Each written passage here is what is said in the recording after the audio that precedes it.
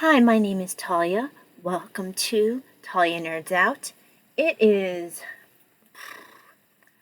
about 40 minutes after midnight on the 9th of January. I intended to record much earlier in the day, but I overdid things, which for me just means leaving the house, and I slept most of the morning. So everything in my schedule got pushed back. Sorry for that slurp. I'm trying to drink some caffeine. Not that I'm tired right now. This is my time of night. Less stimulation. Regardless, welcome back to Talia Nerds Out. Last time I recorded, so that would have been Friday, Saturday, something like that. I went over my Bible in a year, and every once in a while I might pepper in something like that along with all the other books that I'm reading. But I'll try to make it its own thing when I do. But this is more of a stash enhancement one slash, I heard about a new along and I kind of want to get involved.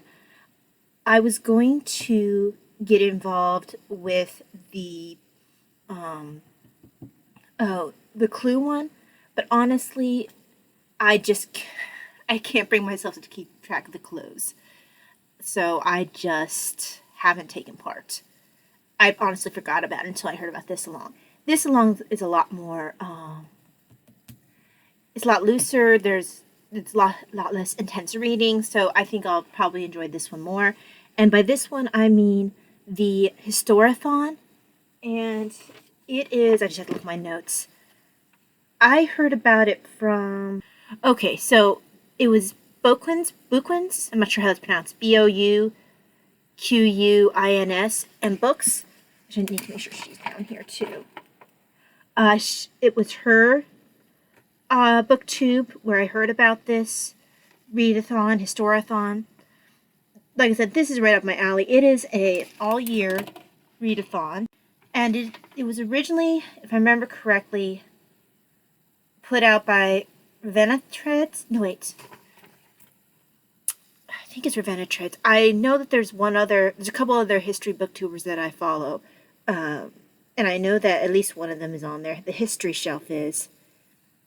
I thought there was someone else that, I'll go through the people. I can't remember who the other one that I follow is.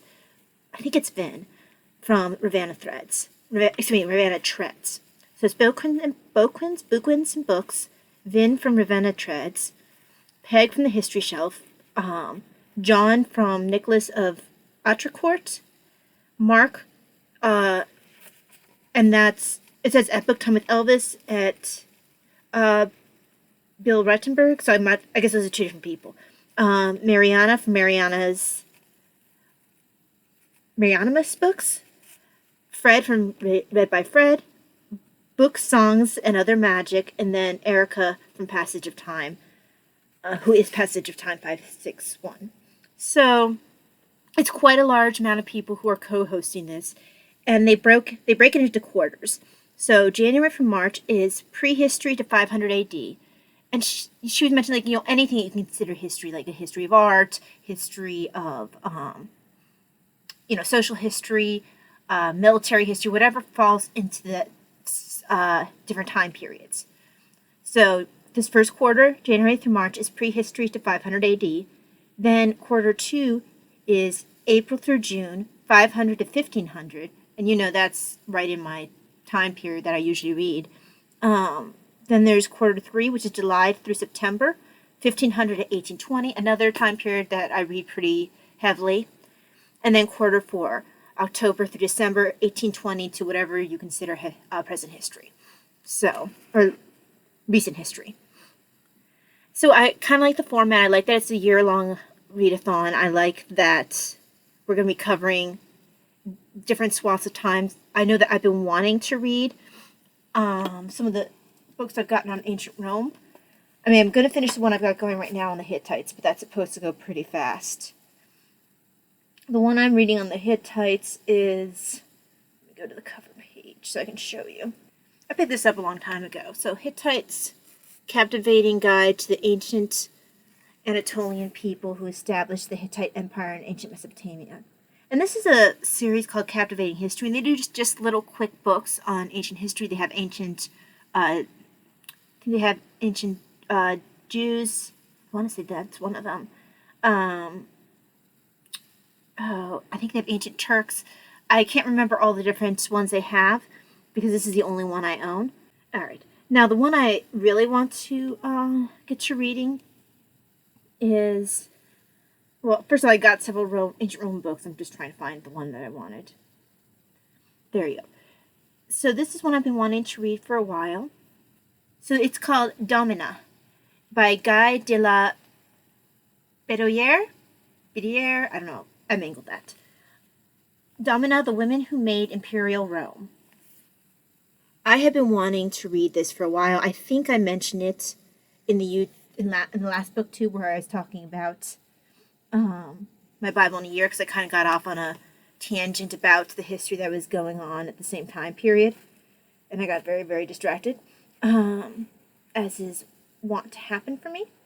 But yes, I've been wanting to read that, and I'm going to use this as an excuse. Now, that's a very long book, but I have 3 months to try to get through it.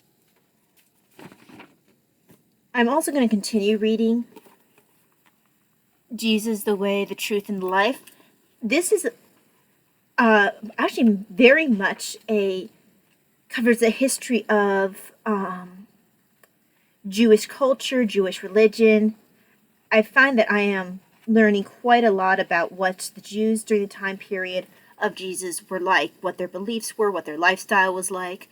Not something I anticipated when I had picked up this book. So this very much falls into this Historathon, prehistory to 500 AD. So those are the ones that I am currently going to be reading for that. It does mean, however, that I will be pushing off my Agatha Christie biography that I was so excited about until Q4, since that's when it'll fit in. I think that kind of rolls into things that I've gotten because it kind of works. Oh, so I'll probably have to wait to this book till then, till a different period of time too. I had picked up Autobiography of St. Teresa of Avila. I have been trying to read this via Kindle, not been working. I'm hoping maybe a physical book with a bookmark will help. Another thick book, but that won't fit in until, I'm thinking that will be 500 to 1500. Does this say what era this is? So she is in the 1500s, it looks like. So yeah, she will fall into Q3. Just want to make sure I can verify that it is the 1500s. I always like it when I get someone who wrote in the book. I love getting used books. I just want to double check. Oh wait, maybe it'll say. No, it just tells me when this particular one was. Okay, she was born in 1515, so that will put her in Q3. Yes, I know I said I wasn't going to be showing a lot of religious books, but these are also, I figure, an autobiography that counts as historical book, because it does give a, this is a period book. And so, it's not fiction. And so is the, what did I do with it?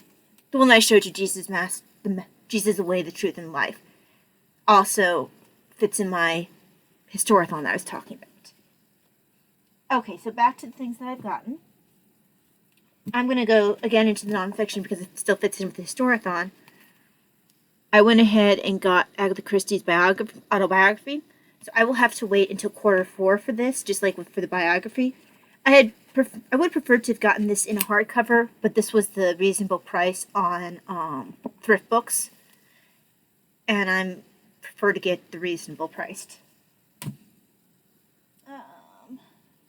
I'm trying to get all my. I think I've gotten all my book buying out of my system. I have things that are still, trickling in, and then my birthday is coming up next week, 19th. So I will probably have a few more books during that time period. But after that point, I'm going to have to pull back a little bit because Unless it's something that I really can't get on Kindle. Anyway. One of the ones I got, I can't remember if this is a free book or if it's just really much on sale. This is Spider's Web. I could have gotten the play version that is available. I know that, Janelle, you mentioned that you would have been interested in the version that's the play, the way Agatha Christie would have actually written it, since the novelization is by Charles Osborne. I believe that Thrift Books had the play version, the script, the way that the play would have had it. I'm not saying it right, but that should be on Thrift Books if you're still interested in that, Janelle. I had a version of this at one point, and then I stupidly got rid of my whole Agatha Christie collection because I was trying to save space, and now I'm gathering my Agatha Christie books again, except in hardcover this time around. The other version I had, though, was not extremely large print, so I might have to make this, like, in bed without my glasses on reading. So there's that. I really enjoyed this as an audiobook. I forgot how much I had enjoyed reading this particular one. I couldn't get into Black Coffee which is another novelization of an Agatha Christie play that she had written. But I didn't feel like Osborne quite got the feel of a Poirot right. But this one I really thoroughly enjoyed, and I'm glad to have it again. Then my Miss Marple with Moving Finger, A Murder is Announced, and 450 to Paddington.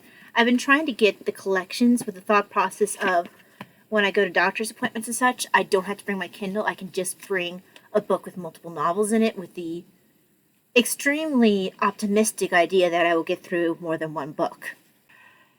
Next, whoops. This has been my favorite for a while. I wish I had a prettier dust jacket for this, but c'est la vie. This is Appointment with Death. This has always been a favorite of mine. I think this is one of the first ones, well, probably wasn't the first one, but I feel like it was one of the early ones that I read of Agatha Christie's that was set, like in around like Egypt and, you know, just that area of the world. But I always thoroughly enjoyed this one, and it's been a while since I've read it. I'm happy to have it this time in hardcover. It's not bad size text either. Death in the Clouds. These last two I haven't been able to get in a collection, but here's Death in the Clouds. Another one that I have thoroughly enjoyed. Oh, it has the uneven pages. I don't know if you can tell. I love when books have the cut uneven pages. It just feels, I think there's an old book smell. I don't have the best sense of smell, but I think it might have the old book smell. It always feels like it should when it has these unevenly cut pages. Oh, I love those. I bet I don't get a lot. Wait, is this a library card? Okay, so it came from, it doesn't look like I get a library card, but it comes from, it was like Rochester, maybe Rochester, no, Dorchester. Maybe Dorchester County.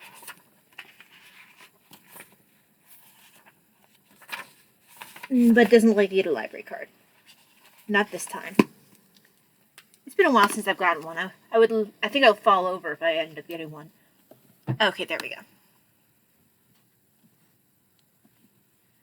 So this one here is the Dame Agatha Abroad. So this includes Murder on the Orient Express, They Came to Baghdad, and Murder in Mesopotamia. So this is a nice collection right here. It's another one where, you know, I'm not necessarily in love with the dust jacket. Ooh. Okay, looks like someone was using the dust jacket. Now I like this dust jacket. Someone was using this dust jacket almost like a library card. So I'm not sure if you guys will be able to see. There's a little bit of writing there. It's really hard to see. But it says, okay, so 12/23, looks like 05, a person's name. Oh, it looks like this was when they purchased it. And $13.99, but plus 28 cents for shipping and handling, and it cost $4.27. But then it looks like after that, maybe she would lend it out to people, because Murder on the Orient Express, 420.06 to 5106, and then Murder on the Orient Express, 5206 to 51006. I'm sorry, Murder on the Mesopotamia. Oh no, she's not. Okay, it looks like what she's doing. She didn't lend it out to people. She was keeping track of how long it took her to read it. So it looks like it took her to read Murder on the Orient Express from April 20th to May 1st of 06, and then Murder in Mesopotamia, May 2nd to May 10th. Oh, she must have really enjoyed that one. She went pretty quickly on that one. I guess the other one was pretty quick too. Then they came to Baghdad. Ooh, she loved this one. 5/11/06 to 5/13/06. She read that in 3 days. She must have really loved that one. Oh, that's so cool. Now I like these dust jackets. So, yes, I got a little bit of somebody's reading history there, which is cool.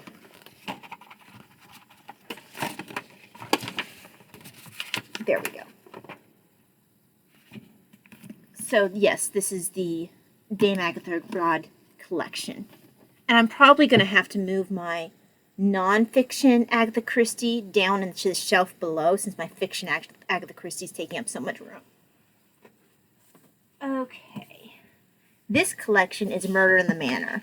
So, I wanted a collection that put together the Secret of the Chimneys and the Seven Dials. So this has Secret of the Chimneys, Seven Dials, and Murder at Hazelmoor. And actually, I believe I haven't read Murder at Hazelmoor yet. I know it has a different title. Hold on.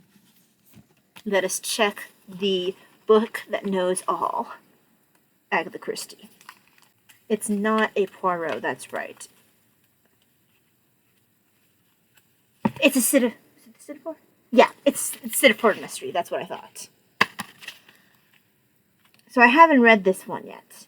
It was written in 1931. And I always show off this book. I know that this isn't actually in print anymore. You have to get it used. It's the Agatha Christie Reader's Checklist by Checkerbee Checklist. I love this thing. Yes, I could do this online. This has memories to it. It has little fun tidbits. I would never get rid of this. This is amazing. Oops. Okay. So let me put this back here. Okay, I don't quite have to move my nonfictions yet, but I know I have at least.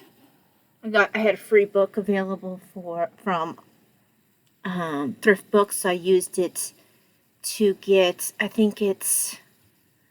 Well, we'll see when it comes in. I know I have at least one other Agatha Christie coming in, and it's probably going to push my nonfiction down to the row below, but I have space there.